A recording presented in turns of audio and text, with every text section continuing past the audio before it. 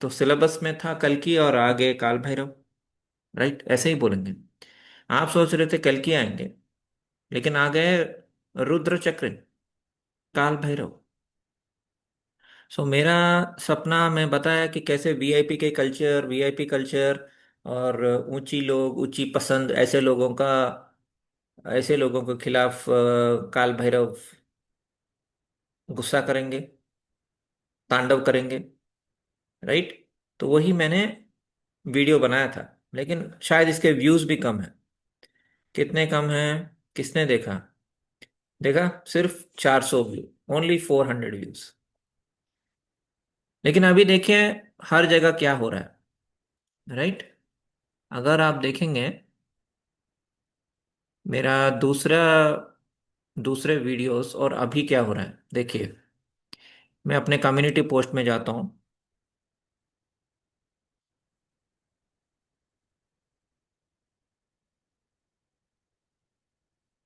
इसको थोड़ा बाजू में करता हूँ, व्यू चैनल, पोस्ट। ये देखिए। तो मेरा ड्रीम आया था जनवरी में।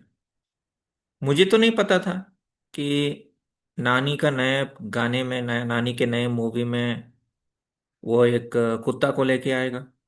और मुझे ये भी नहीं पता था कि गलगोटिया वाले एक ओरायन नाम का एक कुत्ता लेके आएंगे और देश का इज्जत डुबाएंगे। राइट। मुझे नहीं पता था। राइट। जब सपना आया था, तो काल भैरव, ये जो कॉन्स्टलेशन है, मिथुन राशि के आसपास होता है, इसको ओरायन बोलते हैं। तो इसके लिए भी थोड़ा ज्योतिष का ज्ञान होना जरूरी है। बहुत सारे लोग सोचते हैं अच्छा ज्योतिष में क्या है, क्योंकि आप ज्योतिष को सिर्फ भविष्यवाणी की तरह ही देखते हैं, वो भी बहुत सीमित।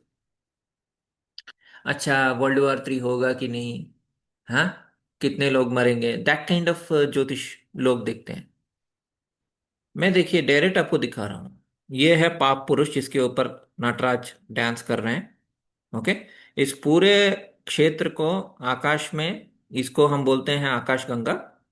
उसके पास श्री काल भैरव हैं।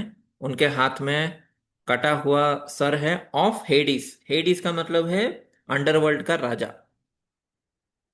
ओके। लाइक समबडी लाइक दक्ष और सम एरोगेंट राजा।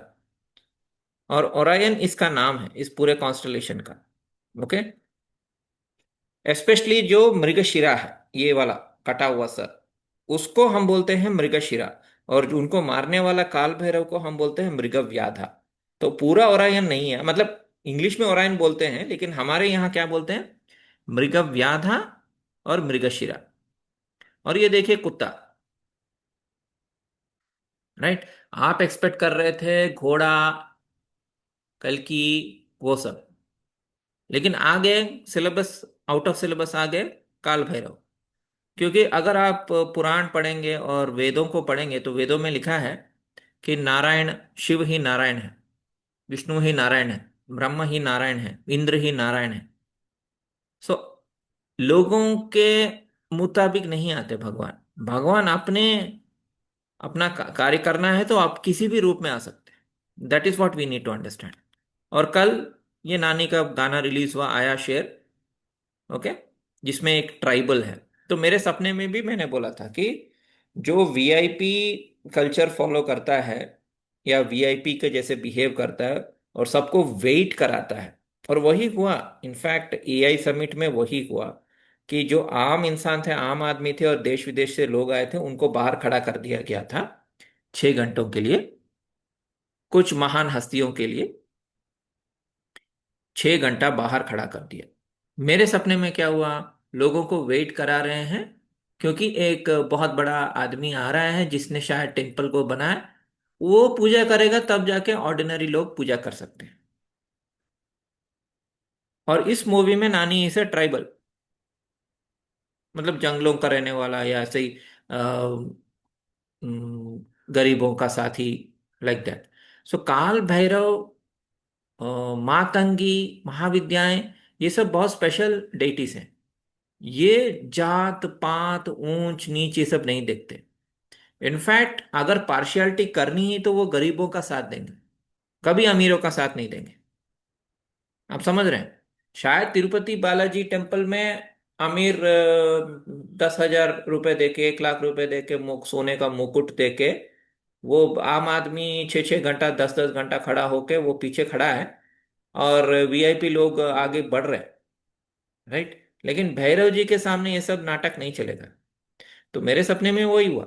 तो भैरव जी ने अपना डांस तांडव शुरू किया, आग बरसाने लगे, फिर उनके ऊपर पानी डाला गया लास्ट में, जब उनका कार्य हो गया। तो वही है, उसको ही हम ओरायन कॉन्स्टलेशन या रुद्र कॉन्स्टलेशन बोलते हैं। और ये happy new year, Chinese new year, ये तो कल्कि का घोड़ा मैंने ऑलरेडी बताया है। राइट। और ये मेरा सपना, और एक सपना था जिसमें इंद्र और धनुष मिलके सिंहासन को चुनौती देंगे। ये मेरा सपना था। इसके बारे में भी मैंने, so lightning prophecy and collapse of false world order, ये मेरा बुक है। तो एक सपना तो सच हो गया। राइट। काल भैरव वाला सपना। अब दूसरा सपना भी सच होना है। हो जाएगा, वो भी हो जाएगा। टेंशन नहीं है। क्योंकि पहले सपने में आते हैं, उसके बाद मैट्रिक्स में मैनिफेस्ट होते हैं। ठीक है दोस्तों, धन्यवाद।